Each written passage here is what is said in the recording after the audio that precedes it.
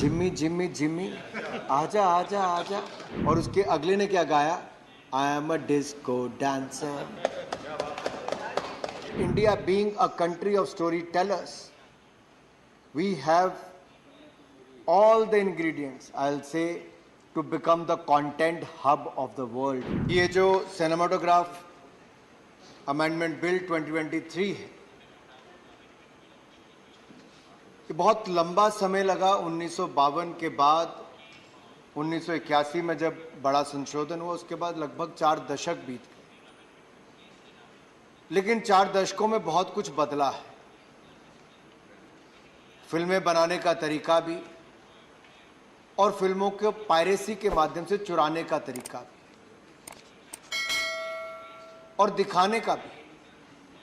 जहां एक और बात चल रही है कि बड़े पर्दे पर, बड़ी स्क्रीन पर, नंबर ऑफ स्क्रीन्स बढ़े, वहीं इंटरनेट के माध्यम से आज विद इन फ्यू सेकेंड्स जो पायरेटेड आपका कंटेंट है, उसको दुनिया के किसी भी हिस्से में पहुंचाया जा सकता है, कुछ सेकंड में भेजा जा सकता है। लेकिन किसी के सालों की मेहनत पर पानी फिर जाता है। किसी के धूप में अपना पसीना बहाने पर, किसी ने अपना खून पसीना बहाया है, उसकी सारी मेहनत पर पानी फेर जाता है। इसलिए सिनेमाटोग्राफ अमेंडमेंट बिल 2023 बहुत महत्वपूर्ण है। ये एक तरह से फिल्म जगत से जुड़े हुए एक छोटे से छोटा किरदार निभाने वाला, स्क्रीन पर या स्क्रीन से पीछे, उसके अधिकारों को आप आज संरक्षण देने वाले हैं। आप उनके हितों के लिए बहुत बड़ा कदम उठाने वाले हैं, और उसके लिए पूरा सदन एकजुट होकर साथ आया है। इसके लिए मैं आपका बहुत प्रशंसा भी करता हूं, आपका धन्यवाद भी करता हूं। माननीय उपसभापति जी, जैसा सदस्यों ने कहा कि कहने के लिए तो स्पॉट बॉय से लेके, साउंड इंजीनियर से लेके, एक मेकअप आर्टिस्ट से लेकर, अब किसी ने खलनायक की बात भी कर दी, तो किसी ने स्क्रिप्ट राइटर, कोरियोग्राफर से लेके मेकअप आर्टिस्ट, सबकी बात। फिल्म पर्दे पर सही कहा किसी ने कि बड़े हीरो हीरोइन दिखते हैं, लेकिन उनके पीछे सैकड़ों लोगों की मेहनत लगी होती है, और करोड़ों दर्शकों की भावनाएं उनके साथ जुड़ी होती हैं। और देश के कुछ हिस्सों में तो इतना फितूर रहता है कि फिल्म 8 बजे भी लगनी है तो सुबह 5 बजे जाके थिएटर के बाहर बैठ जाते हैं। ये तब होता है कि वर्षों वर्षों तक, 1913 से लेकर आज 2023 तक, भारतीय फिल्म जगत ने राजा हरिश्चंद्र से लेकर 2023 तक की यात्रा में बहुत सारी उपलब्धियां हमारी हैं। और एक बात मैं आप सबसे साझी जरूर करना चाहता हूं। आप सबसे मैं साझी इसलिए कर रहा हूं क्योंकि पिछले वर्ष जब मैंने सेंट्रल एशिया के कुछ यूथ लीडर्स का एक डेलीगेशन होस्ट किया, तो दिल्ली में हमने अपनी कल्चरल आइटम्स उनको दिखाने का प्रयास किया। और जब भारत की कल्चरल आइटम्स हुई, जिसमें बहुत हमारे ट्रेडिशनल डांसेस से लेकर कल्चर सबको दिखाया गया, तो उन 5 देशों ने, तुर्कमेनिस्तान, कजाकिस्तान, उज्बेकिस्तान, इन सब ने कहा कि हम भी अपना कुछ करके दिखाना चाहते हैं। हमने कहा अतिथि है, इनको अवसर देना चाहिए।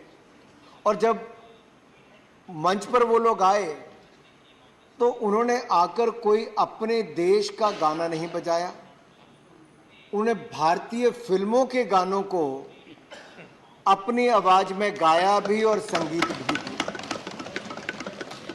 और मुझे खुशी इस बात की है कि गाने भी कोई आजकल के नहीं गाए। मिथुन चक्रवर्ती जी के जमाने में उन्होंने गाना क्या गाया? जिम्मी जिम्मी जिम्मी आजा आजा आजा।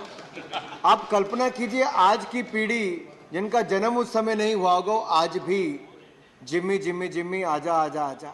और उसके अगले ने क्या गाया? I am a disco dancer. तो ये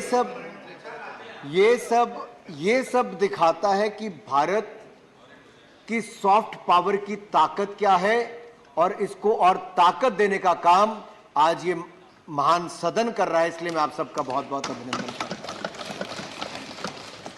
ये भारत की सॉफ्ट पावर है। और जो सीट पर बैठी हैं वो आईयूए की अध्यक्ष भी हैं, हमारी उड़न परी के नाम से भी जानी जाती। मैं तो इतना कहूँगा, एक बार मैं फुटबॉल का विश्व कप देखने गया 2018 में रशिया में, तो वहाँ पे इंडियन को देख के तो सीधे वो कहते हैं राज कपूर के ज़माने से शुरू करते हैं, मेरा नाम जोकर के समय से। ये इम्पैक्ट है हमारी फिल्म इंडस्ट्री का। ये हमारे देश की कला, संस्कृति, साहित्य को, यहाँ के समाज का चित्रण दुनिया भर में करती है और हमें अपनी इस ताकत को समझना होगा। And India being a country of story tellers, we have all the ingredients, I'll say, to become the content hub of the world, and India should emerge as the content hub of the world. Mister Reddy ने अभी कहा, mister Nanda ने कहा, बहुत सारे GVL Narasimha Rao ji ने कहा कि हमारे कुछ क्षेत्र में, विशेष तौर पर साउथ इंडिया में, टेक्नोलॉजी का उपयोग करके अब फिल्मों का एक बहुत विशाल स्तर किया गया है। अब केवल यहीं तक नहीं, आज विश्व की बड़ी से बड़ी पिक्चरों का पोस्ट प्रोडक्शन काम हिंदुस्तान में होता है। एवीजीसी सेक्टर, जो एनिमेशन, विजुअल इफेक्ट्स, ग्राफिक्स और कॉमिक्स, ये सेक्टर बहुत बड़ा ग्रो कर रहा है। तो हमें कुल मिलाकर फिल्म जगत को एक बहुत बड़े अवसर के रूप में देखना चाहिए और एक बहुत बड़ी ताकत के रूप में देखना चाहिए। मैं चेयरपर्सन सर इतना ही कहना चाहूँगा कि जब ये बिल 2019 में लाया गया, तब इसमें केवल छोटा सा संशोधन था। उससे जो आपने आज की समस्या की बात कही, उससे उसका हल नहीं हो पाता। इसको वापस स्टैंडिंग कमेटी में भेजा गया। स्टैंडिंग कमेटी के सभी सदस्यों ने अपने सुझाव दिए और उसके बाद हमने इसको पब्लिक के सामने रखा। 2022 में नए रूप में हमने बिल को पब्लिक के सामने रखा, उनके सारे सुझाव आए, पूरी इंडस्ट्री के साथ हमने उनके सुझाव भी लिए और अब एक नए रूप के बीच में द सिनेमेटोग्राफ अमेंडमेंट बिल 2023 आप सबके सामने हम लेकर आए हैं।